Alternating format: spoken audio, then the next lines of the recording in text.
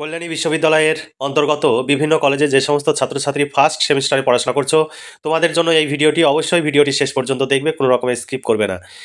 যারা কল্যাণী বিশ্ববিদ্যালয়ের ফার্স্ট সেমিস্টারে এবার ভর্তি হয়েছে এবং এডুকেশন মেজর বিষয় রয়েছে, তোমাদের এডুকেশন মেজর বিষয়ের পাশাপাশি তোমাদের এডুকেশন মেজর এসিসি পেপারটিও পড়তে হবে বাধ্যতামূলকভাবে। তোমরা অবশ্যই এই সাজেশনটি দেখে নাও। তোমাদের এডুকেশন মেজর এসিসি পেপারের অপশান বি এ রয়েছে অ্যাচিভমেন্ট টেস্ট থেকে আজকের প্রশ্নের সাজেশন 5 ও 10 মার্কের প্রশ্নের সাজেশন 2023-24। যে সাজেশনটি তোমাদের সামনে উপস্থাপন করতে চলেছি, এই সাজেশন অনুযায়ী যদি প্রশ্ন উত্তরের পিডিএফ কপি সংগ্রহ করতে চাও, শর্ট প্রশ্ন এবং বড় প্রশ্ন উত্তর সহ কমপ্লিট পেয়ে যাবে। তোমাদের 200 টাকা পেমেন্ট করতে হবে। আর এডুকেশন মেজর বিষয় যদি সংগ্রহ করো তাহলে 250 টাকা পেমেন্ট করতে হবে। আর এসিসি এডুকেশন মেজর এসিসি পেপারের জন্য 200 টাকা পেমেন্ট করতে হবে। শর্ট প্রশ্ন বড় প্রশ্ন উত্তর সহ কমপ্লিট পেয়ে যাবে। বিগত বছরে যে সমস্ত প্রশ্ন পড়েছিল সেই প্রশ্নের উত্তরও তোমরা পেয়ে যাবে। এবার চলো দেখে নাও আজকের সাজেশন। ইউনিট 1-এ রয়েছে পারদর্শিতার অভিক্ষার ধারণা। এই অধ্যায় থেকে তোমাদের প্রশ্ন। 1 নম্বর প্রশ্ন, পারদর্শিতার অভিক্ষার প্রয়োজনীয়তা কি? 2 নম্বর প্রশ্ন, পারদর্শিতার অভিক্ষার নকশা স্তর ব্যাখ্যা করো। 3 নম্বর প্রশ্ন, পারদর্শিতার অভিক্ষার উদ্দেশ্যাবলী বিবৃত করো। 4 নম্বর প্রশ্ন, পারদর্শিতার অভিক্ষার বিভিন্ন ধরনগুলি বর্ণনা করো। 5 নম্বর প্রশ্ন, পারদর্শিতার অভিক্ষার কাজগুলি বা কার্যাবলী আলোচনা করো। 6 নম্বর প্রশ্ন, ব্লু প্রিন্টের কাঠামো আলোচনা করো বা ব্লু প্রিন্ট সম্পর্কে আলোচনা করো। 7 নম্বর প্রশ্ন, স্কোরিং পদ্ধতি বা স্কোরিং কি? স্কোরিং পদ্ধতি ও প্রশ্ন বিশ্লেষণ সম্পর্কে সংক্ষিপ্ত আলোচনা করো।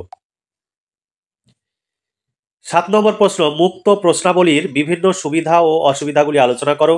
8 নম্বর প্রশ্ন, বিভিন্ন ধরনের অবজেক্টিভ টাইপ টেস্টগুলি কি কি? এমসিকিউ এর সুবিধা ও সীমাবদ্ধতাগুলি আলোচনা করো। তারপরের প্রশ্ন 9 নম্বর প্রশ্ন, নৈর্ব্যক্তিক অভিক্ষার প্রকৃতি ও অসুবিধা আলোচনা করো। 10 নম্বর প্রশ্ন, রচনাধর্মী অভিক্ষা কাকে বলে, এর বৈশিষ্ট্যগুলি লেখো।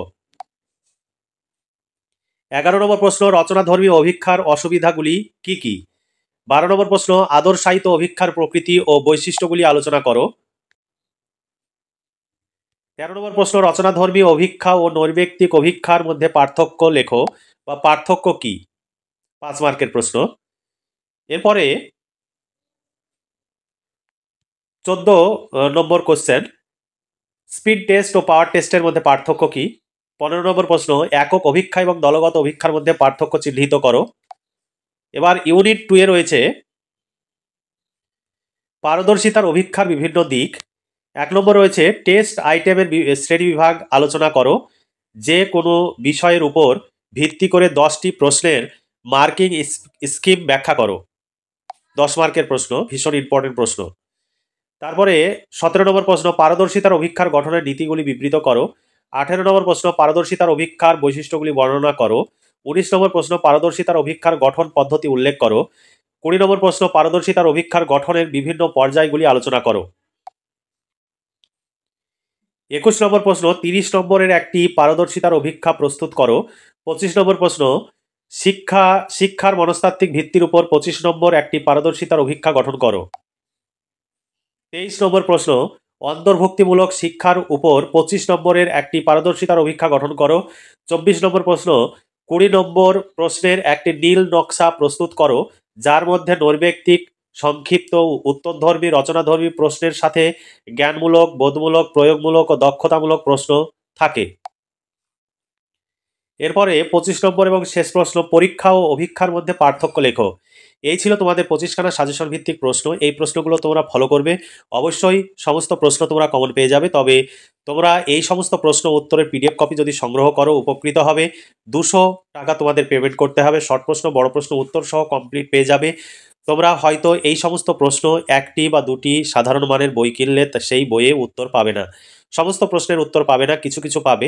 তবে আমার মনে হয় তোমরা সেই সমস্ত সাধারণ মানের বই কিনে অর্থের অপচয় না করে আমাদের কাছ থেকে সরাসরি পিডিএফ কপি সংগ্রহ করো, তাহলে এই সমস্ত প্রশ্নের উত্তর পেয়ে যাবে। আর যদি চাও তোমরা বই কিনতে পারো, তবে একটি বইয়ে কখনোই এই সমস্ত প্রশ্নের উত্তর পাবে না। তার জন্য তোমাকে 2টি 3টি বই কিনতে হবে। তবে টেক্সট বুক কিনলে সমস্ত প্রশ্নের উত্তর পেয়ে যাবে।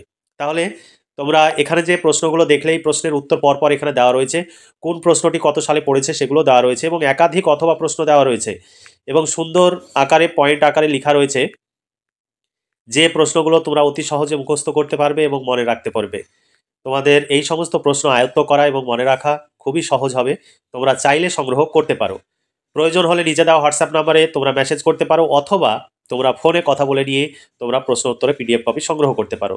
তোমাদের যেটা সুবিধা হবে সেটা তোমরা করতে পারো, তবে ফোন করলে অবশ্যই রাত্রিতে তোমরা ফোন করবে এবং ফোনে কথা বলে তোমাদের যদি ভালো লাগে তবে তোমরা সংগ্রহ করবে। তাহলে আজকে এই পর্যন্তই। তোমরা ভালো থেকো, সুস্থ থেকো এবং খুব ভালোভাবে পড়াশোনা করো। পড়াশোনা করে ভবিষ্যৎ জীবনে সুপ্রতিষ্ঠিত হও, এই শুভকামনা জানিয়ে আজকের ভিডিওটি এখানে সমাপ্তি ঘোষণা করছি।